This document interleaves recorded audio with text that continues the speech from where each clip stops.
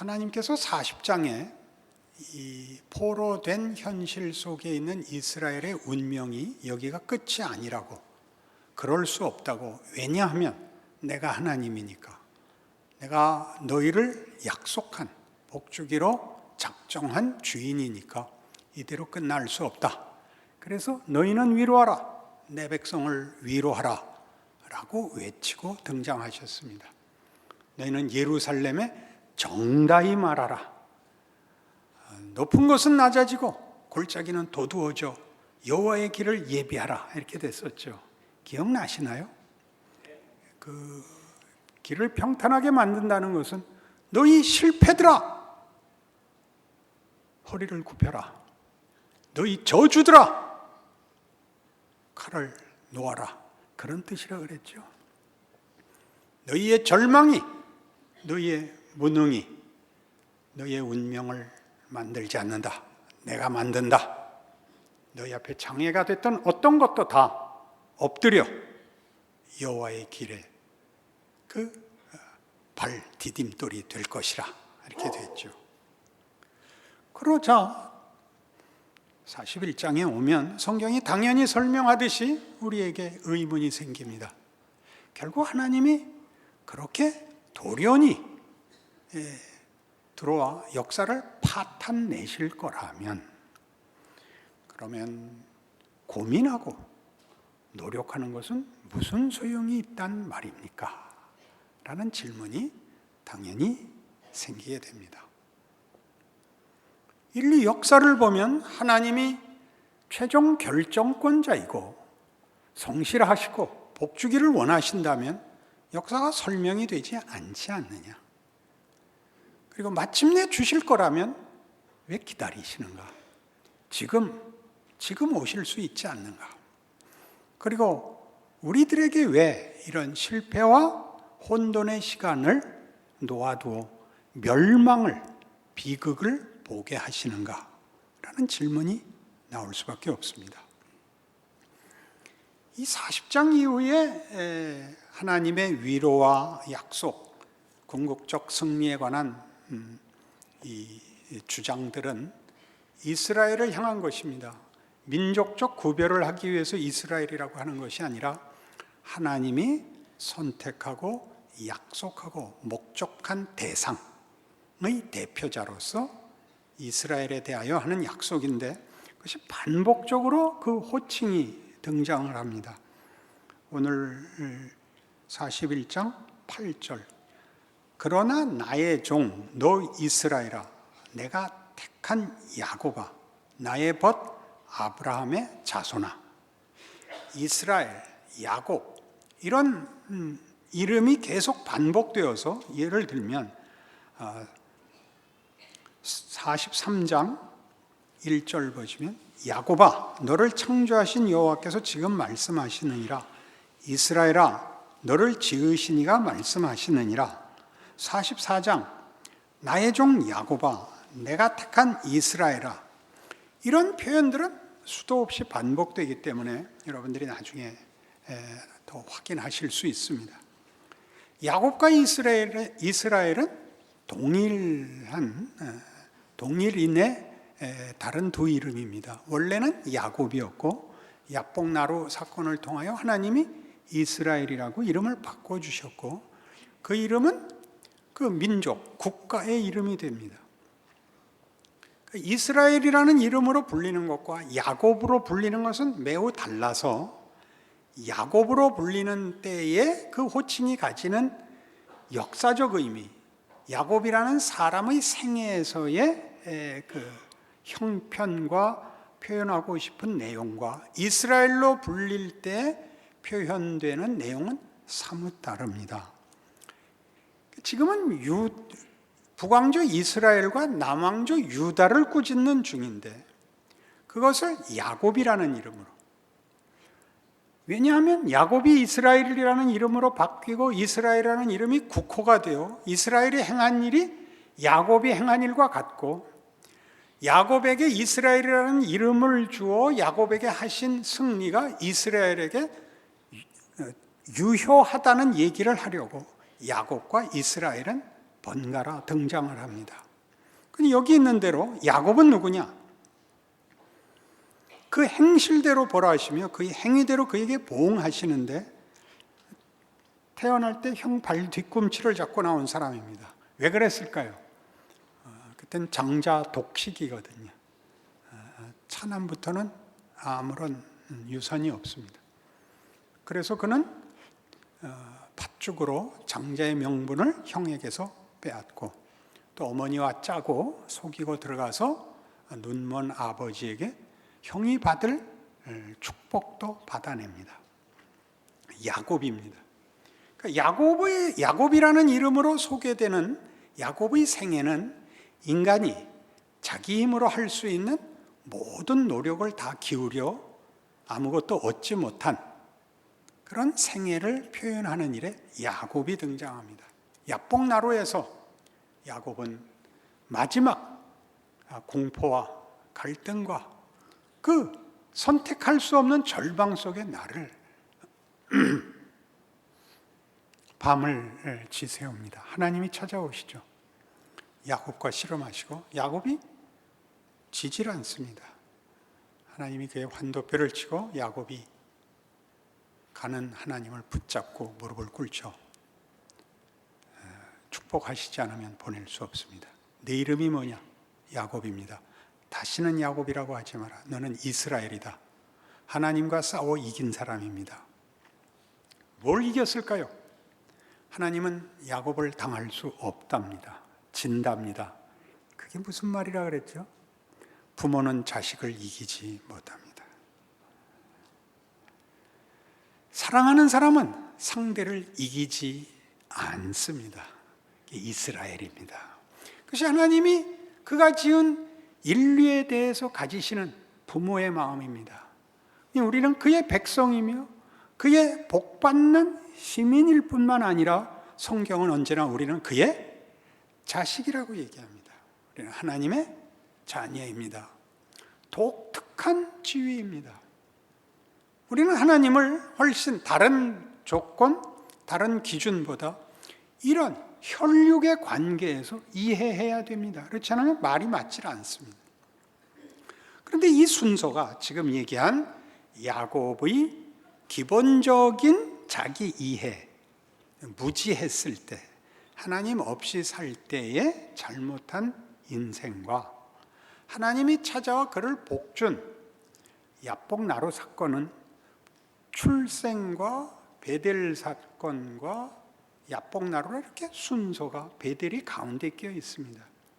베델 사건은 아시는 대로 이 형을 피하여 피난길에서 노숙하던 어느 자리에서 하나님이 그를 찾아와 내가 네게 복을 주어 네가 어디로 가든지 너와 함께하고 네게 약속한 것을 다 이루기까지 너를 떠나지 아니하리라 라는 축복을, 자기 할아버지가 가졌던 하나님의 약속들, 복된 약속들을 확인받은 사건입니다. 그건 그 사이에 있습니다. 아직 야곱이 자신의 운명과 결국이 하나님 손에 있다는 걸 모르고 자기 홀로 자기 인생을 자기 힘으로 살아가던 그 시기에 하나님은 이 약속을 중간에 줘놓고 깨우치는 것은 20년 뒤입니다. 그 20년은 뭐냐 이거죠. 우리 기대는 그러니 그 방황하고 후회하고 잊고 싶은 실패와 눈물들의 시간 없이 기왕 하나님이 하실 거면 처음부터 베델 거기서 결정을 내주시지. 아니 태어날 때부터 제대로 그냥 맏아들로 태어나고, 아니 그러지도 말고 그냥 외아들로 태어나고 홀딱 다 먹고 그리고 착한 일 많이 하다가 잘 죽었다 이렇게 하시지 않는가. 중요한 이유가 있습니다. 이 시간상의 역순, 야곱에게서 보는 야곱의 결국은 야곱이 깨우치지 못하는, 그가 자기 결정과 자기 선택과 자기의 이해 가운데서 움직이는 속에 주어짐으로써 마지막에 얻어진 결론이 본인의 이해와 성숙과 득도의 자리가 아니라 하나님이 끌고 온 자리다라는 걸 보이기 위하여 순서가 이 하나님의 약속이 먼저 들어옵니다. 그것이 역사죠. 하나님이 시작이고 끝인데 이 끝은 시작에서부터 끝입니다. 하나님이 가지신 목적과 의지를 꺾을 수 있는 것이 아무것도 없고 하나님은 타협하지 않을 것입니다. 그 과정, 우리가 인류 역사에서 보는 이 이해가 안 되는 이 역사를 우리에게 허락합니다. 모든 사람이 이제는 이해하게 된 것 같이 역사는 의식이 없습니다. 그 말은 역사는 인격이 아닙니다. 역사는 자기가 써내려가는 것이 아니라 일어난 일들의 나열에 불과합니다. 거기에 어떤 의미가 있느냐는 그 사건을 보는 인격이 이해해야 할 문제이지 역사가 그걸 해설하지 않습니다. 그런 역사, 말이 안 되는 역사를 인류가 여기까지 써내려왔는데 도대체 어디로 갈 것이냐? 어떻게 거기에 정당한 내용을 누가 담아낼 수 있는가 하는 것은 반복적으로 도전되는 것이며 반복적으로 실패하는 것이기도 합니다. 이 문제에 대한 성경의 설명을 이해하지 못하면 역사와 인생과 운명과 가치에 대하여 아무도 답을 알 수가 없습니다. 예수 그리스도의 십자가는 바로 이 시간에 관한 하나님의 일하시는 순서와 거기에 담으시는 하나님의 신비를 이렇게 소개합니다. 우리 잘 아는 예수 그리스도의 구속 사건을 로마서 5장 8절에 의하면 우리가 아직 죄인 되었을 때 그리스도께서 우리를 위하여 죽으심으로 하나님께서 우리에 대한 사랑을 확증하셨다. 이렇게 선언됩니다. 대단히 놀라운 선언이고 대단히 간단하고 무서운 증언입니다. 우리가 몰랐을 때 하나님은 우리에게 구원을 이루십니다. 시간적으로 얘기하면 우리가 태어나기 전 2000년 전에 예수 안에서 하나님은 구원을 이루십니다. 우리를 구원하기 위하여 십자가에 죽으신 사건입니다. 2000년 전에 일어났고 종료되었습니다. 우리는 그 후에 태어납니다. 근데 태어날 때 하나님이 이루신 구원의 결과로 의인으로 하나님의 자녀로 태어나지 않고 인류 역사의 시작, 창조에서 시작된 우리 인류의 조상 아담의 실패에서 태어납니다. 죄인으로 태어납니다. 아무리 믿음이 좋은 부모를 가지고 있어도 자식은 죄인으로 출발합니다. 그게 말이 됩니까? 말이 됩니다. 무슨 일을 행하기 전에 죽는 일이 아직도 일어나고 있습니다. 어린아이가 죽습니다. 다 죄인이라는 뜻입니다. 죄값이 사망입니다. 죽죠. 그리고 중간에 예수를 만납니다. 그래서 2000년 전에 일어났던 사건을 우리의 생애 속에서 확인하고 납득하고 고백하는 순서를 가지십니다. 불만이십니까? 여기를 전부 혼동하는 것입니다. 기독교 신앙의 그 과정을 보면 기이하게 예수를 믿게 되고 예수를 믿고 난 다음에도 완벽하게 변화하지 않습니다. 믿긴 했지만 그 전과 별로 달라진 게 없습니다. 나아진 게 있다면 죄책감 정도가 나아집니다. 주일날 등산을 가면 굴을 것 같고 낚시하러 가면 상어에게 잡아먹힐 것 같은 것만 달라졌지 아무것도 변한 건 없습니다. 그리고 그 고민이 가중됩니다. 왜 가중될까요? 여러분들이 계속 주일마다 와서 지난 한 주일 동안도 죄만 짓고 살았습니다라는 회개 기도가 가지는 진정한 의미가 뭘까요? 이걸 보기 때문입니다. 하나님은 우리에게 하나님 없이 사는 존재와 인생이 무엇인지를 우리에게 보이십니다. 왜요? 우리가 선택한 것이기 때문에. 그래서 우리는 태어나면서부터 야곱이라는 이름이 가졌듯이 형의 발 뒤꿈치를 잡고 태어납니다. 우리는 생존 경쟁이 뭔지를 압니다.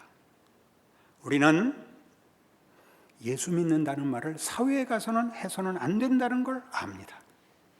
우리는 자식에게 누구나 너 그따위로 어떻게 세상을 살아가려고 그래? 라는 꾸중을 합니다.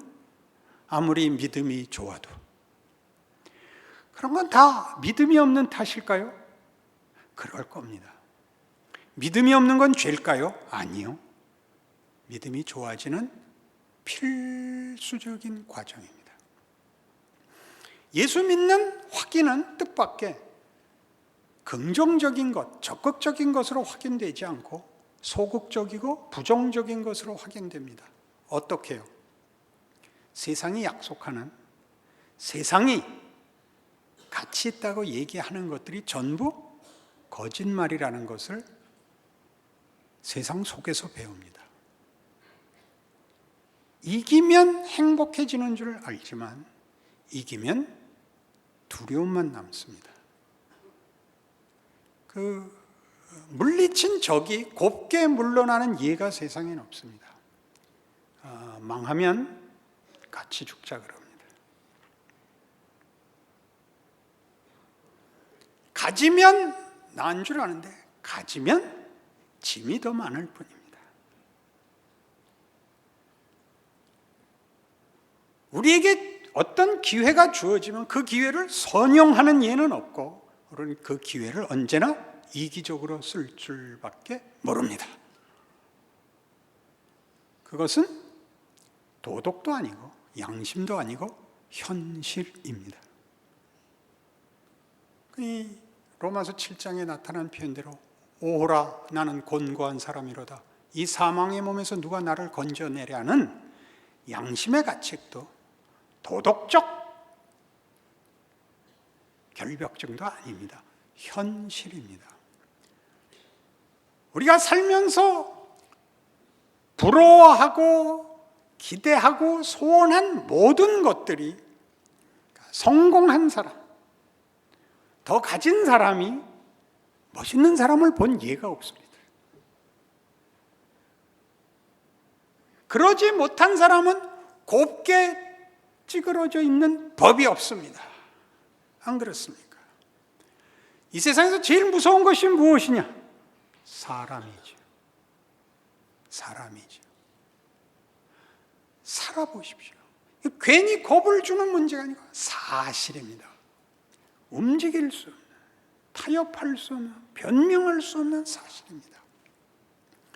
우린 체념하여서만 평화가 이루어집니다. 체념해서만.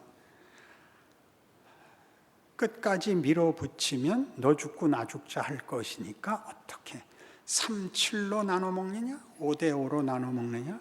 내가 양보하느냐? 웬 아무것도 없습니다. 현실입니다. 왜요? 예수님의 선언같이 내가 곧 길이고 진리고 생명입니다.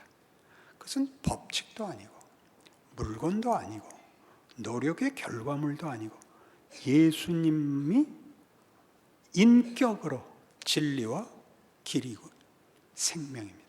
그건 인격적인 것입니다. 인격자가 만드는 창조물입니다. 그분 외에는 아무도 줄 수가 없습니다.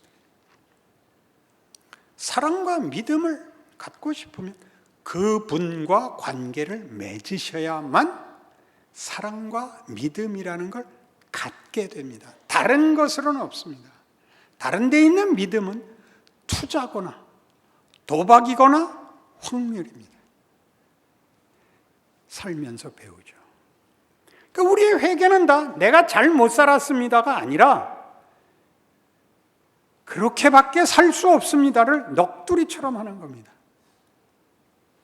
세상은 성실과 노력과 고민이 갈 데가 없습니다.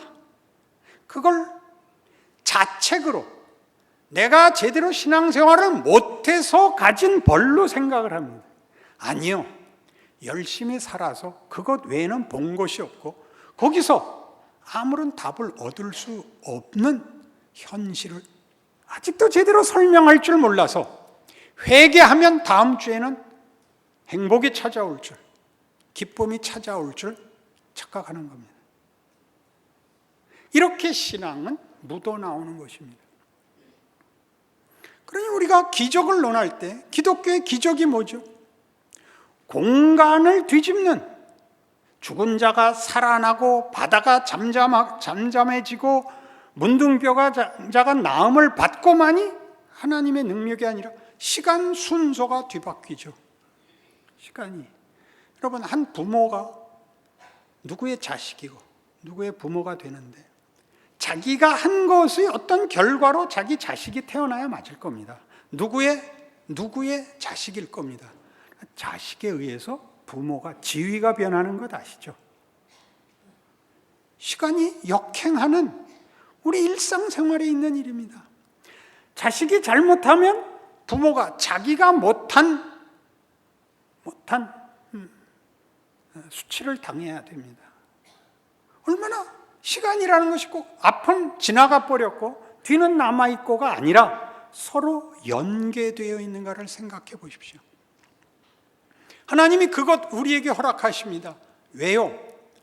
하나님은 역사를 어떤 조건을 주고 잘해보기를 바랬다가 잘 안 되면 들어와서 그렇게 하면 안 된다라고 심판하고 확 뒤집어 놓는 그런 하나님이 아니라 우리가 기억하는 큰 사건들 사이를 채워 기다리는 분입니다.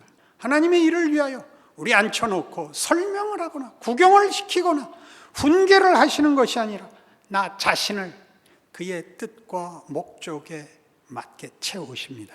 나에게서 항복을 받으십니다. 나에게 채워 작품을 만드십니다. 모세는 나중에 깨닫습니다. 시편 90편의 증언같이 그가 자신의 80년간의 죽어나간 40년간은 멋모르고 바로의 왕자로 살고 얼마나 수치스러운 일입니까? 나중에 자기 정체성을 확인하고 보니까 그 다음 40년은 광야에 쫓겨 이름 없이 세월 다 보내고 마지막 40년에 부름을 받아 하나님 이 나이에 뭘 하자는 겁니까? 괜찮다의 부름을 받죠. 그의 생애는 위대해지죠. 그가 그 80년을 할 말 없는 인생으로 산 것 때문에 위대해지죠. 처음부터 그가 위대했으면 개뿔도 위대할 거 없습니다. 아무것도 아닌 우리가 사는 아무것도 아닌 인생, 가장 사소하고 가장 후회스러운 것들 속에 하나님이 일하고 계십니다. 역사입니다. 인생입니다. 우리의 존재입니다. 겁을 내지 마십시오. 그땐 그러는 겁니다. 그때 너 머리 박박 깎고 나타나지. 야, 그때는 성질이 좀 났어. 그게 자랑이죠. 그때 난 공부해서 그건 쪼답니다. 놀 때 못 논 사람하고는 대화가 되지 않습니다. 미친 짓을 안 해본 사람하고는 정서적 감흥을 할 수가 없습니다. 책을 읽어대면 안 됩니다. 인격과 인간성이 진정한 영광과 성숙으로 올라오는 하나님의 일하심을 마음껏 채우시고 담아내셔야 하는 것입니다. 여러분 인생을 살 힘이 생기십니까? 그래야 됩니다.